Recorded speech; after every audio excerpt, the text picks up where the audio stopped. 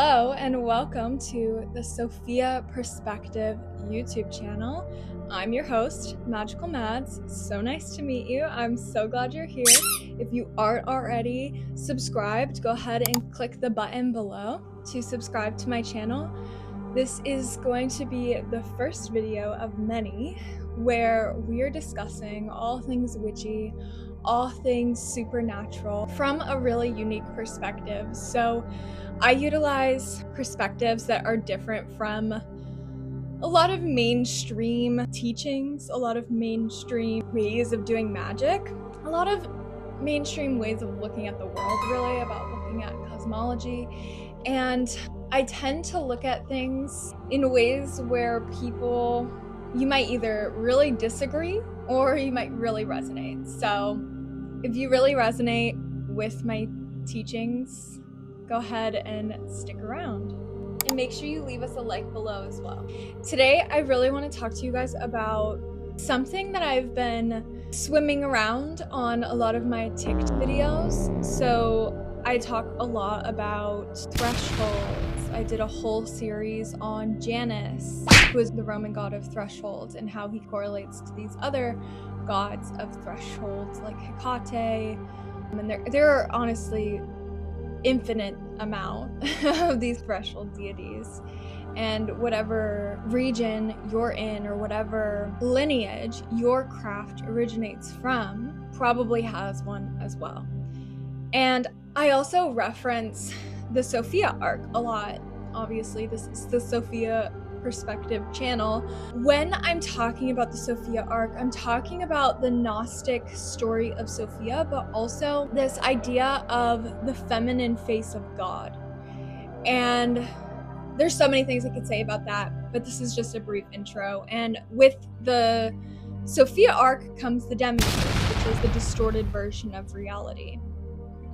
And it's kind of these three together as like this cosmological, I have my notes here on my phone, by the way. It's like this cosmological drama that plays out across different practices, across different regions, across different lineages. And really at the core of any religion, any spiritual practice, any deity work, I have hair on my nose or something.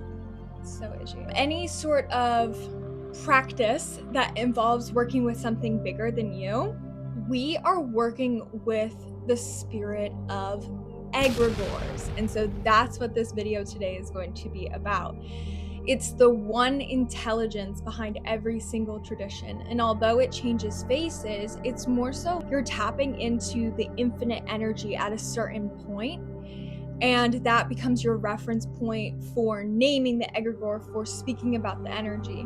And as we know, every single religion that has ever existed has had spirit, nature spirits, ancestor spirits, cosmic forces with names and personalities and specific domains that they rule over. And for a very long time, we have been taught that that means that each region or each religion or each tradition is making this up based on some internal or external experience, and somehow they all came to the same conclusion. But my theory is that they're all pointing toward the same thing, the same intelligence using a different mask. And so the question I pose here today with you is, what if the same intelligence has been reaching toward us from every direction simultaneously, and we have just been calling it different names and not tracing the correlation between the different representations of this same energy? So before we get into all of the discourse and the discussion on this topic, I want to first give some education around what an egregore is. So if you don't know what an egregore is, you're not going into this blind. What is she even talking about? For reference, I do have an ebook. It's called the Spirit and Entity Exploration Guide that goes into working with different energies, the ones you want to stay away from, the ones that are more inviting and welcoming, what to know before working with certain energies, how to work with trickster spirits, which is a big one, because not despite popular discourse online, energy is just energy, okay? And one spirit, one entity is not better than the other. They all play a role in this cosmological structure, right? So an egregore is essentially a collective thought form that develops its own intelligence and agency through sustained human attention, belief, and ritual over time.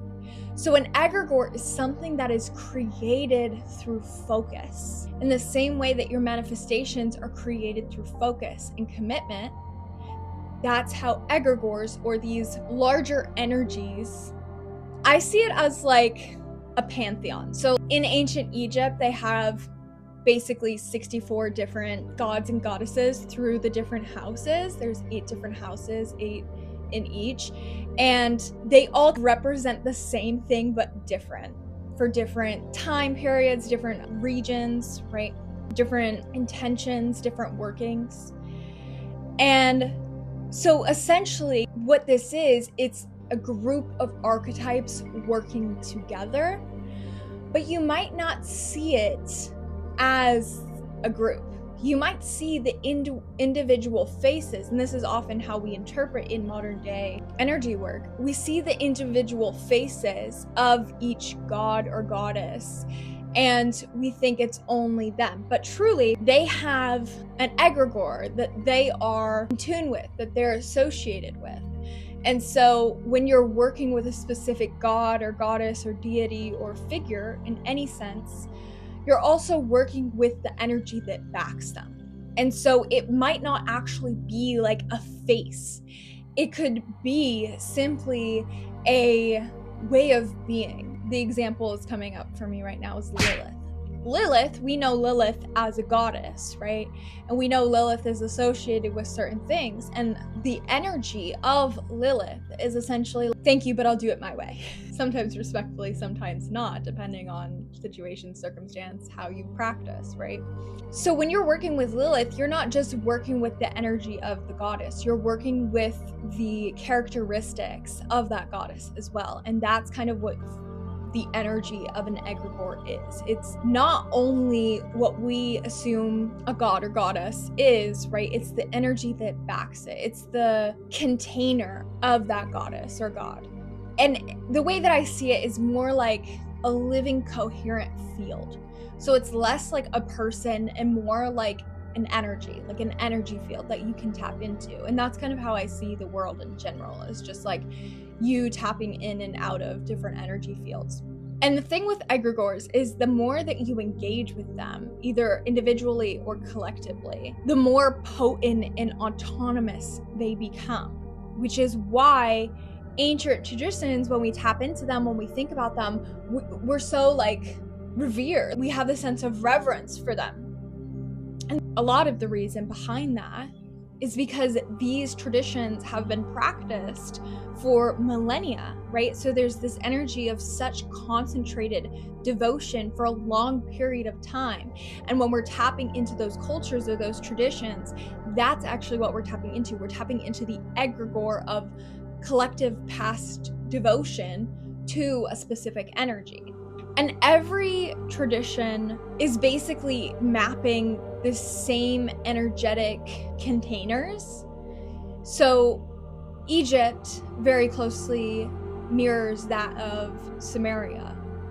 If you're familiar with the Yoruba traditions, a lot of that is very similar to other nature religions or nature worship across the world. Of course, there are distinctions and there are things that differ and certain ways that you go about doing things that are unique to each culture. And that's what's so beautiful about culture and learning through these different cultures. But at their core, they're all pointing to this same energy that lives in the collective field. So today, for the sake of this video, I want to talk about three of the oldest and most cross-cultural maps that show up. And this is something that I've come across through my own personal study of mythos and understanding the cosmos and understanding myself and working with archetypes and deities. So, of course, this is my personal interpretation. It may not resonate with you. The point here is really to be able to see the through line of the energetics so that you can work more broadly with energies and know when to call on specific deities, egregores, or just energy. You can think about it from just an energetic perspective, which I feel a lot of the time makes it easier to work with these energies because it's less restricted in a sense of working with specific culture. And in this way, you can kind of create your own culture around the same energies that show up across these different cultures. So the first energy or egregore that we're going to be looking at is the threshold keeper. This is a cluster of a few different archetypes or deities or gods. And I will say it is not extensive and it's not the end all be all. It's just an interpretation. So every tradition has this figure that stands at the threshold between worlds. And it's become more apparent to me as I continue to study these different archetypes through different cultures. This is the deity or the god that you greet before any ritual, any journey, any communication. It's the space setter, the threshold keeper. And so I'm trying to think of how I want to do this. So I'm going to say some names, and I want you to think of what comes to mind when I say these names. Maybe you have no idea the name of the name, and that's okay too. Eshu, Hermes, or Hermes, Janus, Ganesha. These are all threshold keepers. Eshu, or Elegguá, in the Yoruba tradition, lives at the crossroads. The entity is the first and the last to be honored. It's almost like you pay respect to Elegguá or Eshu before doing any sort of ritual work, any ceremony. And this energy, specifically, the uniqueness about this energy is that it's also a trickster energy. So if you're not grounded in your intention, in where you're going, in the pathway that you're walking, in your own values, this energy can be a bit playful, we'll say. A bit like a fox. A fox could also be another form of this energy, right? And with Eshu or Elegguá, before any communication begins, you essentially call in this energy to be with you in order to interpret any messages that you may be getting. It's the god of the in-between, so he also governs the opening of the ways. He governs communication, destiny, and so this energy is often very present in ceremonies because you work with this energy in order to work with your other guides. Now, I'm not going to go too much into the tradition because obviously that's something that you need to be initiated into. But just as an archetype, just as an energy that we see, we can see that this energy is a god of the threshold, a god of the in-between, which can look like the in-between of you going from here to there, or it can look like the in-between of you and spirit. We also have Hermes, or Hermes. This is from the Greek tradition. He's the messenger of the gods, very similar energy, you see. Obviously not the same, because cultures vary, and we don't want to insult the culture that each god comes from, but I'm just laying this out so that you can see the correlation, so that we can look at the broader energy root of where these gods and goddesses come from. These are all gods that we're going to be talking about for the threshold piece. So typically that's a masculine energy. Hermes is the psychopomp who escorts souls between worlds. Very similar to Eshu or Elegguá. He's the god of language, commerce. So that's bringing in a bit of a different perspective, right? Because we're looking at it now from the perspective of being in between you and others. right? In the context of sales or commerce.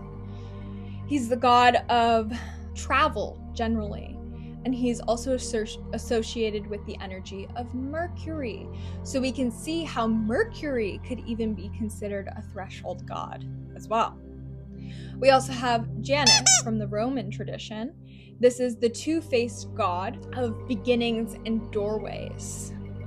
And then obviously, if you've watched my videos on TikTok, if you haven't, I have a whole playlist. But January is actually named what are words today? January is actually named after Janus. And another correlation, we're not going to talk about this here, but there's an infinite list of these gods and goddesses, right? So Hecate could also be a threshold deity. Lilith, in some ways, could be a threshold deity. The unique aspect about Janus is that he sees both the past and the future simultaneously. And in some depictions, he has 3 heads, in some depictions, he has 2, because he is simultaneously in the past, the present, and the future. And he's present at every threshold moment. We see that in the yearly cycle that we go through as humans. In January, that's the start of the new year. Well, that's where this comes from. The threshold between the old and the new. And that's what Janus represents. Ganesha in the Hindu tradition is the remover of obstacles. He's meant to be invoked first, before any new beginning, before any new ritual, before any new anything. And he governs intellect and wisdom. He's often associated with the brain. He's the son of Shiva and Parvati, which positions him as a bridge between these 2 cosmic forces. Are we seeing the pattern? The pattern that's most present that I want to call out here is that they're all present in this liminal space, in liminality. They're all meant to be honored first before walking into that space. You could even, the Holy Spirit could be a threshold god, right? All 4 are associated with communication, intelligence, and this space in between. This is the same egregoric field being accessed by different traditions, different religions, different cultural interfaces. And so what this tells us is there's something in the fabric of reality that governs thresholds. No matter what you call it, no matter what you name it, there is an energy, a force that governs thresholds and transitions, the in-between space, the liminality. Anubis could be another threshold god, right? You can see how these just keep generating. And it's not that they're all the same. It's not, that's not what I'm saying, that all the gods are the same. Definitely not. They all represent different aspects, slightly different aspects of this same larger conglomerate of energy. And the key here is noticing that every single one of these cultures, the ones that I've named directly and the ones that I've named indirectly, they all have discovered this energy and created a relationship with it. They've created a face for it so that they can communicate with it. And to do that is really what I believe, to be in touch with your humanity, to embody humility, to know that there is a bigger force governing these different aspects of life and intentionally working with it, rather than thinking that you know everything and you are that force, which in some ways you are, but also recognizing the humility aspect is really beautiful because it relieves a lot of weight on your shoulders and allows you to tap into something bigger than you, which is the really powerful thing about egregores in general. Okay, next one. Of course, I have to talk about Sophia. So we're going to be touching on the Sophia cluster. And I'm going to name some names again. If you know them, great. If you don't, that's beautiful too. We're going to discuss and talk about. But I want you to notice how it makes you feel even just saying the words and you receiving the energy of the words, and maybe how they differ slightly. When I say their names, I see them all in a line, like they're together, like they're all working together with the same force backing them, same energetic force backing them. So just notice how you see them. First being Sophia, or wisdom. We have Achamoth. We have Obatala. Persephone. Inanna. Ishtar.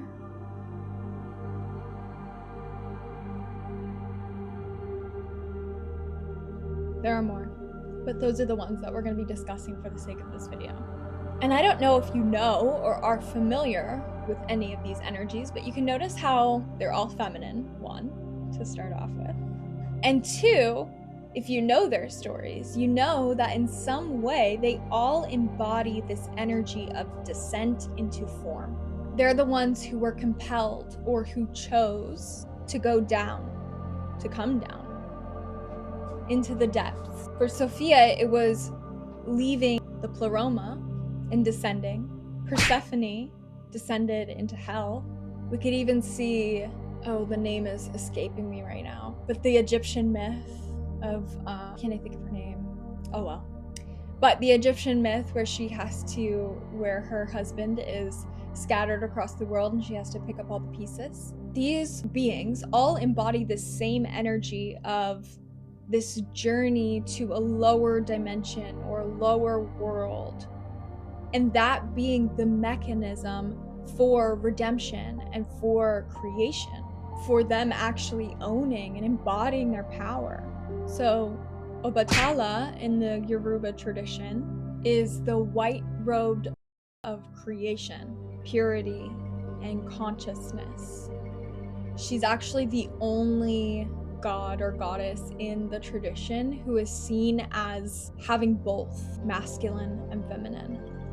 And that's a result of her, in her descent, she comes down with a companion as well, Black Cat. And she was tasked by Olodumare, which is like the ultimate creator god, equivalent to like the Pleroma in the Sophia story. She was tasked by the creator god, we'll call him, with shaping human bodies from clay. Now, this is also very similar to Khnum in Egyptian mythos. Obatala is also associated with this elevated mind descending into form. Even both could be a similar archetype, right? Obatala is dual gendered, as I've said, and not only is she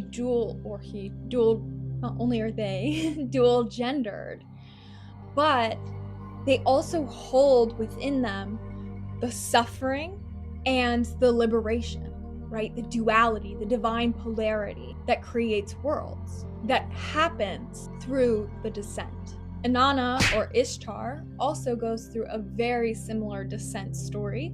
This is in the Sumerian or Babylonian culture, and it's actually the oldest written descent that we have, the oldest written crucifixion that we have. I've done videos on Inanna as well on TikTok, if you've seen those. But basically, she voluntarily, some stories say that she was tricked, some stories say that it depends on your consciousness perspective, but she descends and travels through these 7 gates, and at each gate she's stripped of her power, and she goes into the underworld to meet her sister, Ereshkigal. We're seeing that divine polarity again, right?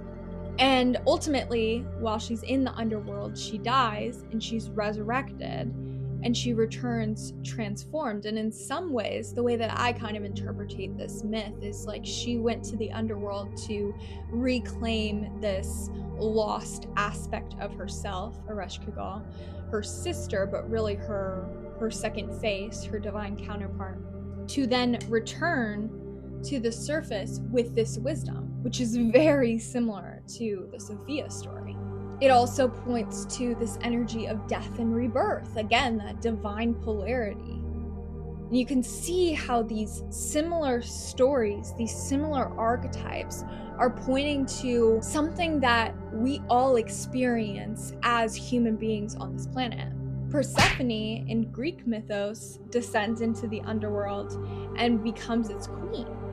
And in some stories, she's stuck there. But however you interpret it, upon her return, she actually begins to mark the seasonal transition of death and rebirth. She bridges the upper worlds and the lower worlds permanently after her descent. So again, it's this story of going to the depths, reclaiming those energies, right? The deep, dark parts of ourselves that we often want to ignore, and coming out more powerful on the other side to actually change the world around us. In the Achamoth story, which is related to Valentinian Gnosticism, this is the lower Sophia. Achamoth is the lower Sophia. In my work, I often talk about Achamoth as the wounded mother. And it's this aspect of the divine wisdom energy that fell outside of the pleroma, whose longing and suffering actually then creates and becomes her material world. And she's only redeemed when she creates balance through embracing logos, which is the masculine counterpart. Again, creating this internal balance to change the world around you. All 4 of these stories that I've named, and even the ones that I haven't, are all pointing to wisdom entering matter through descent, meaning that the descent is a pathway for wisdom to naturally emerge. This is a function that if you haven't faced it, you probably will in your life. This is often what Saturn initiates us into. This is what the dark night of the soul acts as. And you can also see these as threshold spaces as well. And so this is really the feminine face of that threshold piece. And it's not necessarily that it's feminine in face or feminine in biology. It's more like it's feminine in energy, right? It's emotional, going to the depths. That's very feminine. And all 4 of these stories tell of a being who is transformed through that depth, transformed by what they encounter below. And in that transformation, they end up becoming bridges, a version of a threshold, right? They become bridges between the divine and the human, between the internal and the external, between the light and the dark. They utilize their wounding as a gateway to their highest power.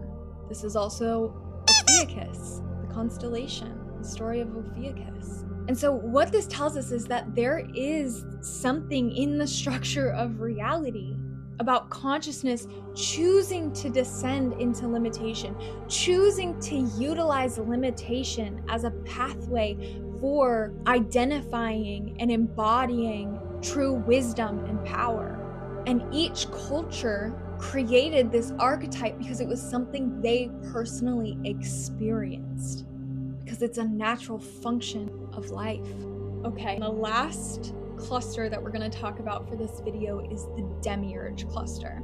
And truly at their core, all of these clusters that I'm describing are really the same energy. And so that's what I want you to see as the egregore. These are all energies that plug into the same source as everything does.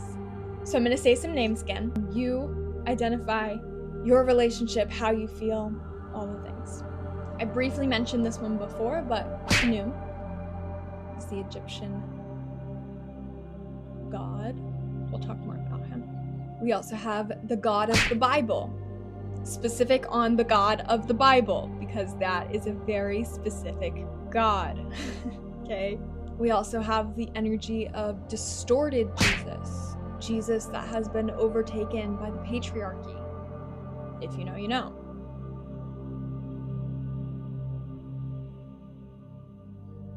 And then this energy of the architect. And I want you to just feel or sense what comes up when I share those names. And just a trigger warning, this might be the part where you get triggered, okay? Because this is the most challenging cluster and the most important one to hold with nuance. Every single tradition has an organizing principle, one that specifically organizes matter. They're typically seen as the craftsman or the ruler of the material world, or the one able to influence most heavily the material world.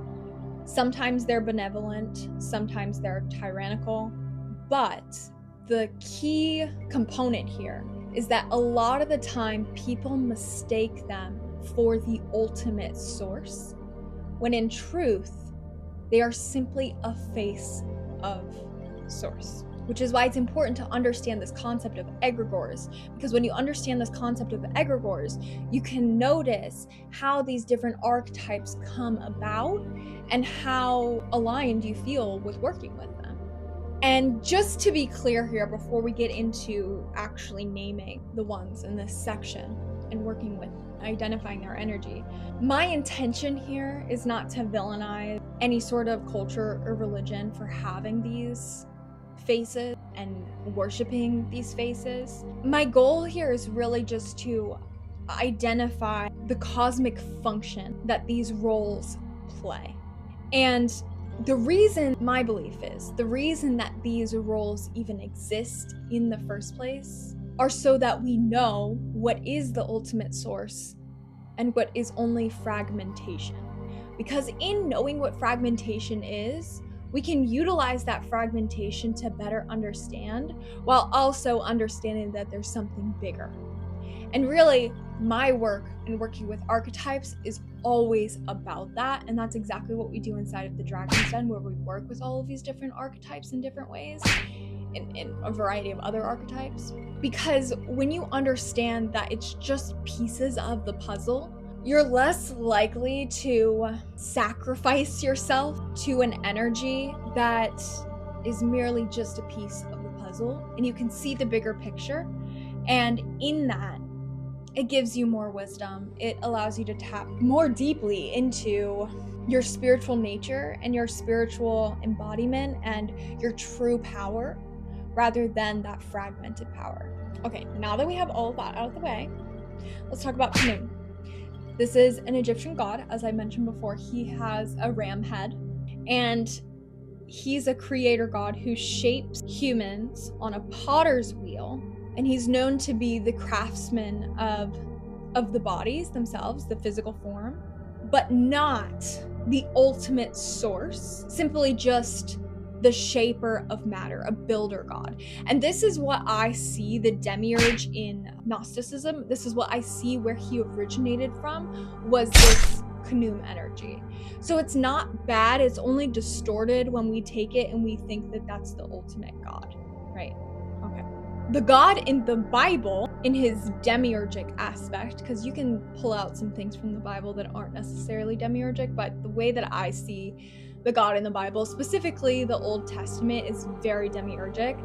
And the key about understanding and interpreting the Bible, in my opinion, is the Bible does not, looking at the Bible from the perspective of it being the demiurge, does not mean that the divine energy does not exist. It simply means that is a fragmented story that only tells you the parts of the truth that give that energy or egregoric power. Okay. The jealous, territorial, rule-giving deity of much of the Old Testament is, in my opinion, and a lot of other people's opinion, a very demiurgic figure. Okay, he often says, "You shall have no other gods before me." This is the energy of someone who doesn't have power trying to exert power. Because if this being wanted you to tap into your true power, it would be like, oh yeah, there are all these gods and you can choose to work with me. But instead, he's almost like siphoning your energy, like, no, you can't work with them, it's only me. And so this energy, it's fragmented. It's not the whole truth. It's not the infinite source, right? It's one face of this energy. It's a distorted masculine face, really. And in the same vein, we also have this distorted Jesus that also comes from the Bible. And it's more than just the version in the Bible. It's the institutionalized version of Jesus that the church has created. He's been weaponized into a tool of control and guilt and separation consciousness, making you think that he is the one and only savior that can help you and save you, and anyone who doesn't follow that is wrong or bad. And that is simply just perpetuating separation consciousness. So you can see how these energies that I'm describing in this demiurgic aspect, while the first two categories kind of could be correlated together, this third energy is on the polar opposite end, right? It's in separation consciousness. It's not rooted in unity consciousness at all. The egregoric field of genuine Christos wisdom and Christos consciousness, which is logos, which is the organizing intelligence of love, unconditional love, which very closely mirrors, the energy of divine both, gets distorted through centuries and conditioning because of this concentrated fear-based tension to something almost unrecognizable from the source material. So it's not that Jesus himself is bad. It's not that the God of the Old Testament himself is bad. It's simply that it's a distorted version of the fullest expression. It's like you cut up a pie into 1,000,000 pieces. By the time you get to cutting it into 1,000,000 pieces, it's not even going to look like a pie anymore. That's kind of what this energy is giving. And then we also have the architect. Now, this is a broader cross-cultural concept. You could see it as Plato's demiurge, the Gnostic Yaldabaoth, also sometimes called the demiurge, the cosmic craftsman who builds with the existing materials rather than creating from nothing. This energy is very capable, powerful, but it's not necessarily sovereign. It's not necessarily operating out of its own free will. It's almost like it's following instructions. It's falling in line. Okay. And maybe you can see that the worship of this egregore has created the society in which we live. And if you can, hats off to you. The point of me sharing this third category is not to shame it or anything like that, but just so that you can see the contrast between something that's actually rooted in truth, an archetype that is fragmented and rooted in truth, versus an archetype that is fragmented and rooted in disempowerment. This is how egregores really work, through fragmentation. So fragmentation itself is not bad. The story of Sophia is all about fragmentation, and she ends up regaining her wisdom and reclaiming her power. So fragmentation itself is not bad. It's the way in which we utilize this fragmentation, and if we are aware that it is rooted in something that is more complete. And whether it is rooted in something that's more complete or if it's rooted in fragmentation itself. All of these four, I think. The last four archetypes that I've described, they all have a similar resemblance in that they all point at organizing intelligence that mistakes itself for the ultimate source. So the craftsman who forgot that he's working with someone else's clay. And really, the fragmentation exists in the forgetting of the egregoric field that surrounds these figures, true origin, right? And so that egregoric field of truth and embodiment and wisdom is replaced with this egregoric field of confusion, of fragmented truth. Because it's not that it's not true, it's just not the whole truth. Right? And this is why engaging with these figures without discernment can pull you into separation consciousness rather than unity, because it's the egregore that it's tapped into. It's the energy that we fed as a society, as a collective, right? And so every civilization has independently intuited that we are the organizing force of the material world, but that's not the same as the ultimate infinite source. And conflating the two is often a source of spiritual confusion. And I even just wrote down the other day, let's see if I can find it. Yeah. Okay. Demiurgic consciousness says, I am God. I am the ultimate source. Whereas wisdom consciousness, or when we're tapped into the egregore of truth and empowerment, we're saying, I am a channel of God. I am a channel for God to express through. I can operate as God because God is expressing through me, but I am not the end-all be-all infinite source. That is something bigger than me. And when we can honor that egregore in our spiritual everyday practice, that's when we begin to actually embark on these journeys and these initiations where we are rooted in clarity rather than confusion. I'm just realizing some of my lights have died, so sorry if it's gotten dark over there. Right now, currently, as a society, we are in a moment of massive egregoric dissolution and reformation. Uranus in Gemini, which is a transit that we're having right now, is breaking down these old communication structures, and Pluto in Aquarius is dismantling the collective thought forms that have governed us for centuries, okay? So that's why we're actually feeling this shift as we move into the age of Aquarius. We're moving into understanding the different egregores that we're tapped into and actually feeding the ones that feel like they're going to feed us back rather than take from us. We're becoming more aware of the ways in which we actually work with the bigger energies in this world, in the different fields of Earth. The old demiurgic egregores are losing coherence as people withdraw their attention and belief. And sometimes that can show up as causing more chaos because it's the death cry, the death rattle. They're attempting to bring you back. But as we continue to create this conscious separation and tune more into ourselves, naturally, we are going to tune more into the egregores that actually fuel humanity, that serve us and we serve them, that it's an equal reciprocal relationship. And that's why the Sophia egregores are resurging. The threshold spirits are becoming more prominent. And there's a reason that the divine feminine is having this global movement.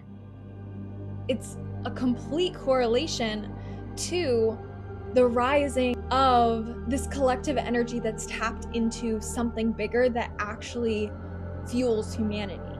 We're collectively at a crossroads together. So that's why you might see a lot of these threshold deities becoming more prominent, or maybe you feel that energy, whether you've named it or not. You feel that energy of being in that in-between liminal space. The reason for that is because collectively we are at a crossroads of choosing this new earth, the split. That's exactly what this is. It's a resurgence of Sophia consciousness. It's a resurgence of this ancient wisdom and knowledge. That's why people are more and more tapping back into Wiccan roots, tapping back into paganism, tapping back into their own divination practices, tapping back into ancient practices, going to see the sights of the world, because this energy is resurging. It's showing us that there is something more than what we have been tapped into for so long and what we've been fed to tap into. And the pathway forward is really up to you, because we get to consciously choose what fields we feed with our attention. Whether it's fear, whether it's love, whether it's justice, whether it's surrender, right? Where you place sustained devotion and belief, you are literally contributing to the coherence of that field. That's why it's becoming more and more important to be mindful of the way that you're sharing your energy. That's why it's becoming more and more important to check that screen time and that scrolling time, because the endless scrolling is being tapped into the demiurgic egregore. Not always, because when you know when to stop, you can get really beautiful messages through social media, right?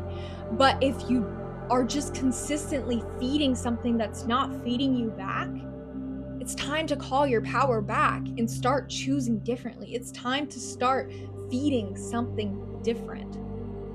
Start with yourself, right? That's the first pathway, because when you tap into yourself, your heart, your values, that will show you the energies and the beings that are here to work with you in this life. And your astrology chart is a great way to start with that. And I can't tell you what is right for you and what is wrong for you, because sometimes working with demiurgic forces can be really insightful, can be really helpful, because when you know that fragmentation up close and personal, it makes it so much easier to discern, right? But that's exactly why discernment for you, like your own personal discernment about your spiritual containers, matters. What you're plugging into, whether it's spiritual or not, right? At this point, it's like, what are you plugging into? What are you feeding? And knowing that not all egregores are oriented toward your liberation is key, because that gives you that threshold moment, that pivot moment of walking the crossroads, choosing whether or not you're going to continue on the pathway that you're choosing. And if you're watching this video, this is a threshold moment for you. Are you going to continue walking down the path of separation and fragmentation? And if you are, that's cool, that's beautiful, I love you. If not, if you're not willing to do that, how committed are you to actually walking the path of unity, to actually walking the path of collective liberation, toward communal living, toward communal ideology, mindset, toward the highest good of all? Are you willing to put down your own betrayals in order to serve the highest good of all? Or are you still hurt? Are you still in that fragmentation yourself? And if you are, that's okay. There's nothing bad or wrong about it. It's simply a process. And it's up to you to utilize your discernment of where you are in that process. And I guide clients through this inside of the Dragon's Den, working with Achamoth and the Sophia arc and the demiurge consciousness, in order to actually create this shift in consciousness so that you can reclaim that sovereignty, so that you know how to move forward. And I'm not going to tell you. It's a self-discovery process, right? So whether you choose to join the den and do it alongside the tools that I have gathered for you, or you choose to do it in your regular waking life, that's beautiful. But the choice is what matters here. And not making a choice is a choice.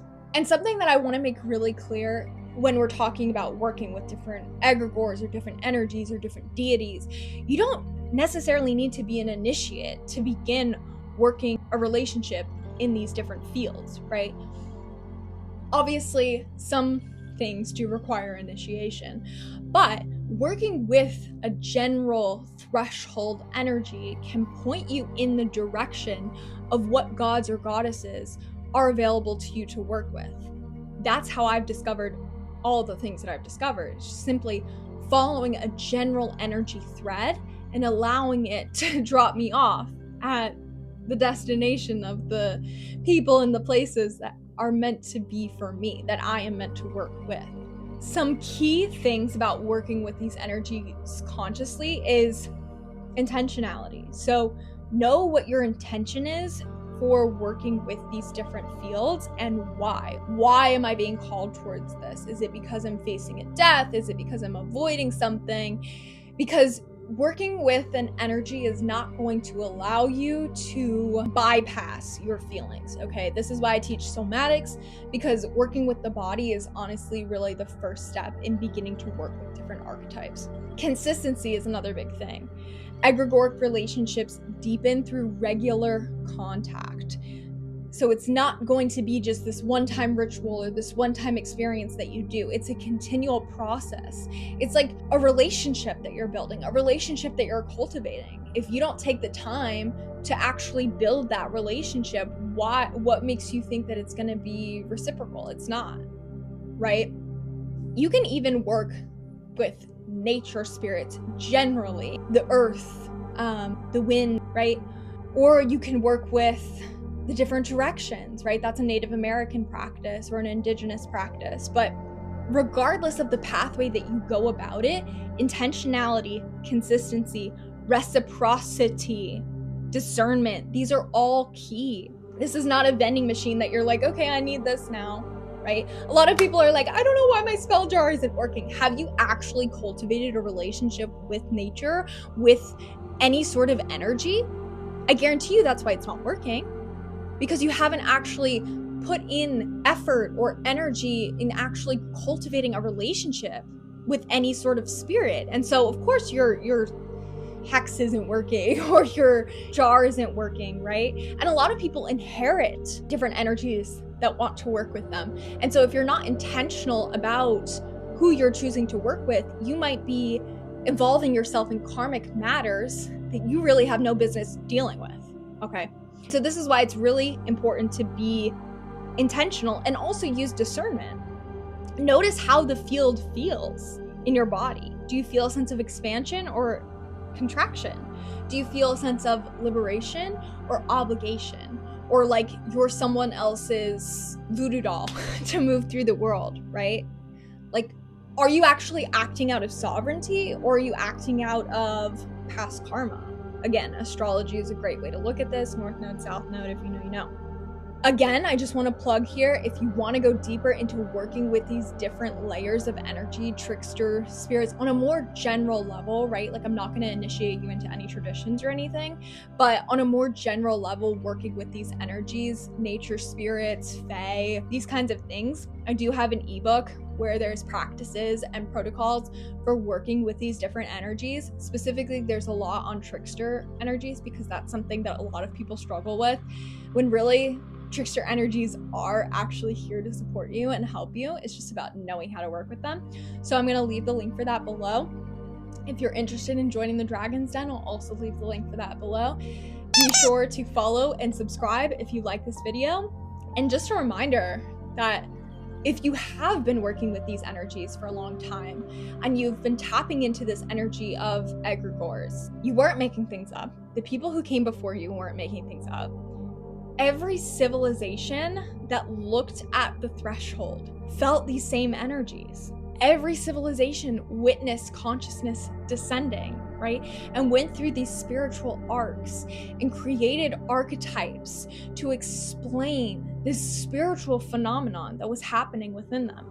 Every civilization in some way encountered this organizing force of matter and felt something slightly off about the claim that that was the ultimate source. And so by understanding egregores, by working with energy intentionally, by moving with different archetypes for different seasons of your life, you can begin to create this spiritual grimoire of sorts that lives within your psyche, that allows you to transition between worlds, between lives seamlessly, so that when you do encounter these different energies, these different egregores, you know how to actually work with them in a way that supports the highest good of all. And this is the age of Aquarius. This is the age of everything coming to the surface, everything coming to light, everything coming together. And so the question really is, how are you choosing to embody that journey? Thank you so much for watching this video. I'll see you in the next one. Bye. Thank you so much for joining us. We look forward to connecting with you deeper. Please drop a comment, leave us a review, leave some feedback. Let us know how you received this episode. And as always, our DMs are open. The website is live, and we welcome you into our world as you come alive. Oh, and bestie, make sure you check out the description of this podcast because there's some special links there just for you. Okay, I love you. Bye.